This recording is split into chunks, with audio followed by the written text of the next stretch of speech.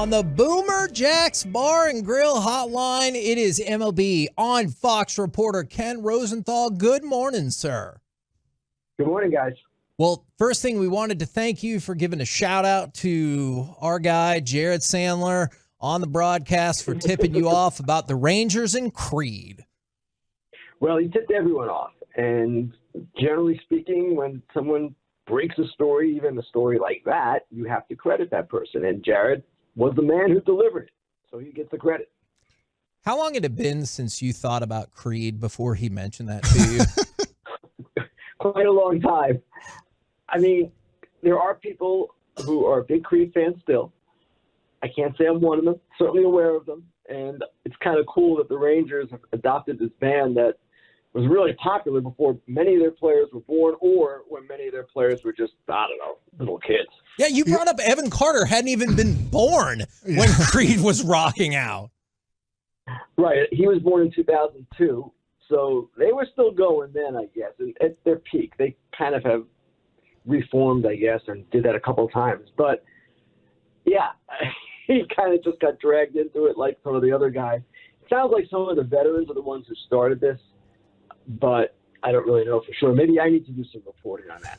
So, Ken, you've been in dugouts and you've been on the field for a lot of major games in Major League Baseball. And the Ranger fans, even though they show up a lot, they're not really considered the most raucous fan base. And we were talking about that before going into Game 3.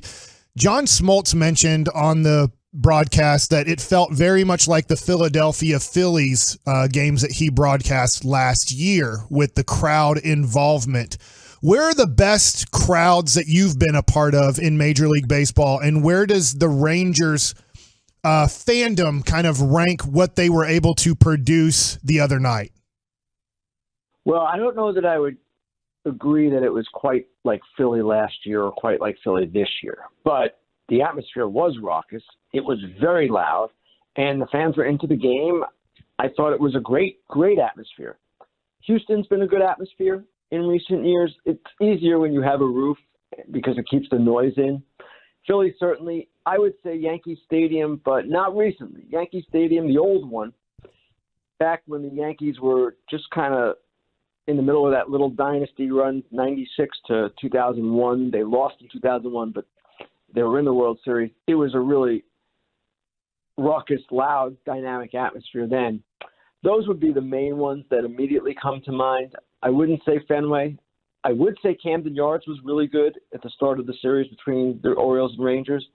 But Philly right now is the standard. It's going to be tough to beat. Yeah, I tell people all the time, I gave up the home run to Barry Bonds when he broke Hank Aaron's record, and I gave up a home run to Ryan Howard in 2007 on the last day of the year, and it was louder on the mound in Philadelphia when I gave up the home run to Ryan Howard than it was, and it was super loud in San Francisco when I gave up the home run to Barry Bonds. So I feel like Philadelphia crowd can get crazy when Philadelphia's going well. Ken, were you more surprised at the Rangers sweeping Baltimore or the Diamondbacks sweeping LA? Diamondbacks for sure. And granted, the Diamondbacks were not a team without a chance here. They've got two really outstanding starting pitchers, Zach Gallen and Merrill Kelly. Offensively, they do some different things, although really they won this because of their power, which is not something that people normally associate with them. The Rangers, I wasn't really surprised at all. Now, the one thing that surprised me, because I saw them the final weekend against Seattle, was just how quickly they flipped the switch against Tampa Bay. Once they beat Tampa Bay, then I thought, whoa, this could be something here. Now, did I think sweep? No. I don't know that you ever think of a sweep of a 100-win team, 101 wins, but that's how it turned out. And you look back at it now, the Orioles certainly are a young team that was really there for the first time. You can say the same thing about the Rangers. Both teams had not been to the playoffs since 2016. But Corey Seager's played in playoff games. Marcus Semien has played in playoff games. Nathan Eovaldi certainly has been in playoff games. They have that experience that the Orioles were lacking. I think of their guys, maybe Kyle Gibson was the only one, and he's not really an important part of the team. So it didn't surprise me what happened, but I did expect the series would be closer than it was. Ken Rosenthal joining us here on the K&C Masterpiece on 105.3 The Fan. All right, so we all know that Joe Kelly harbors ill will towards the Houston Astros after what happened with in L.A. Do you know if Corey Seager harbors similar feelings to the Astros in that way, or is he just a robot and has no feelings? I wouldn't say he's a robot who has no feelings, but Corey is a very level-headed person who is on an even keel, and I don't know that he's ever commented really of any significance on what happened back in 2017, the World Series that went 7 games, the Dodgers lost to the Astros. So from his perspective, I don't expect to hear anything along the lines of, I'm still ticked off. I don't think that's the way he even thinks, honestly. So you get a lot of inside information. I'm wondering, it's pretty much his first year to be the general manager and everything. I know that Chris Young had John Daniels for half of last season too, but what is kind of the thought of Chris Young as a general manager around Major League Baseball now? Well, I would say that he is perceived to be an aggressive general manager, as he proved at the deadline and even last offseason, and someone who has done a lot of things in the quest to win. And they made one trade that ultimately is probably going to look bad for them, the Chapman trade with Reagan's going to Kansas City. Reagan's looked like one of the best pitchers in baseball the second half. But what they're trying to do is win now.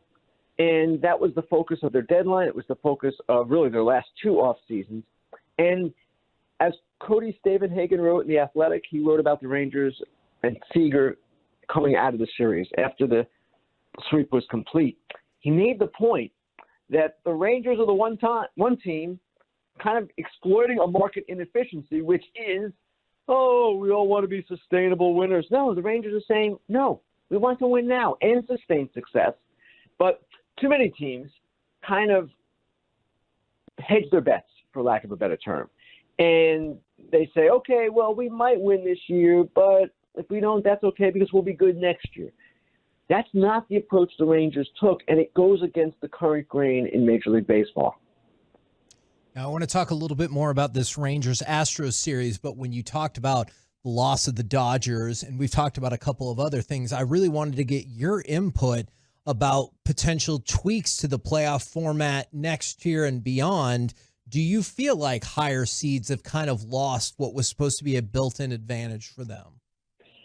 I do, and yet it's not an excuse in many cases. I just read a good column in the LA Times basically saying the Dodgers cannot blame the layoff. The Dodgers did not play well enough, and their pitching was depleted, and that's what caused the loss to the Diamondbacks. I agree with that.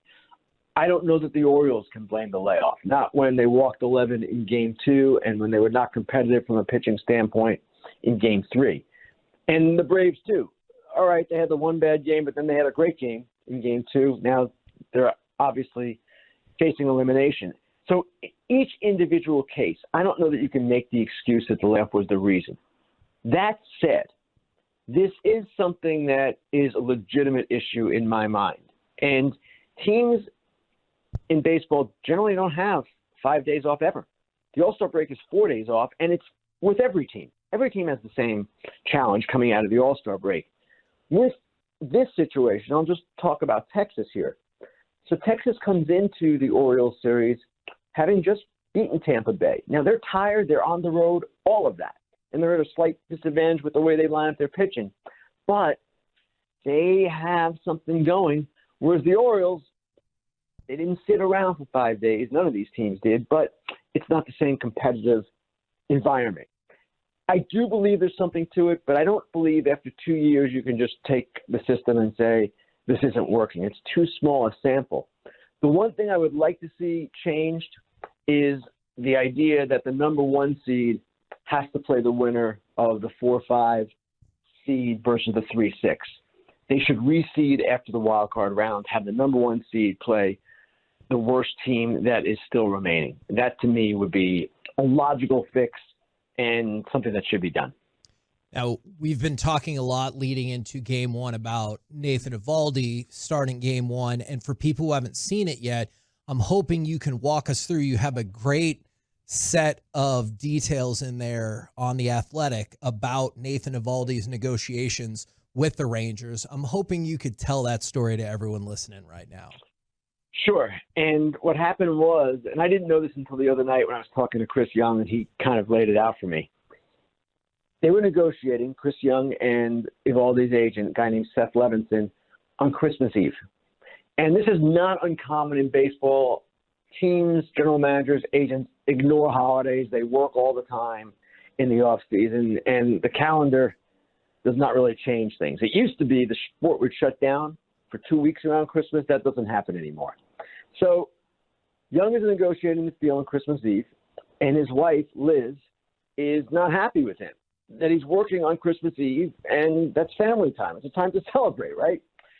So the other night, and Chris said it was around the seventh inning when Eovaldi came off the mound and the fans gave him the curtain call. His wife, Liz, turned to him and said, okay, I guess Christmas Eve was worthwhile. And I thought it was really funny just because I've lived this myself. In fact, I was working Christmas Eve this year, too, chasing a different story. So that's baseball. It's not something that anyone in baseball is necessarily proud of, but I thought it was an interesting story when he told it. That's why I started my column with it after the game on, Tuesday night. Ken, everybody knows New York hates Boston. Boston hates New York. Do you think the national audience has any idea how much Houston hates Dallas-Fort Worth and then vice versa? No. And actually, I'm going to ask you guys, why is that other than the two biggest cities in Texas and there's a natural rivalry? Well, I would say, one, I never grew up hating Houston because growing up a Texas Ranger fan, they're in the National League. But it seems like throughout this kind of decade of Houston has always hated Dallas because it feels like Dallas always gets way more attention than Houston. Is that Dallas Cowboys over Houston Oilers, vice versa? It's a football state. So it's just there's a lot of, it seems like, hate from Houston on why don't we get covered as much as that other city. We have as many people. We're just as big. And so it's that. And I'm coming from a perspective of growing up here in Dallas-Fort Worth. But over time, we've really hated the Astros because they've had so much success over the last now 7 years that the Rangers haven't had. So it's just a lot of despise of like, how are they doing this in Houston and we're not able to accomplish what they're able to accomplish? And they do rub it in our face quite a bit. And their city smells and all that stuff too. Yeah. Okay. Well, certainly the scandal, I know a lot of people in Dallas-Fort Worth are well aware of what happened with Houston and don't like them for that reason. Mm-hmm. Basically every city in the country doesn't like the Astros for that reason.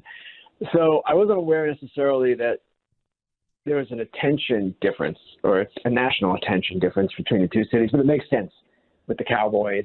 And actually, it's interesting from a television perspective because somebody asked me this morning, said, how do you think this series will be received nationally? Now, you never know, and people root for their own teams. So when you have two teams from Texas, you might be losing the entire country, right, except for Texas. But the way I see it, there is this rivalry between the two teams. They play in the same division. There is the tension that you guys just described. And the other thing that makes it intriguing to me, and I'm not even just saying this as a Fox person, obviously I'll be working the series, I'm saying this as a baseball writer. There are big stars on both sides. Yeah. You start with the managers, Hall of Fame managers, Dusty Baker and Bruce Bochy. Then you have Verlander and the possibility of Scherzer. You have Corey Seager, one of the biggest stars in the game. Marcus Semien, not too far behind. And for the Astros, Yordan Alvarez and Altuve and Bregman.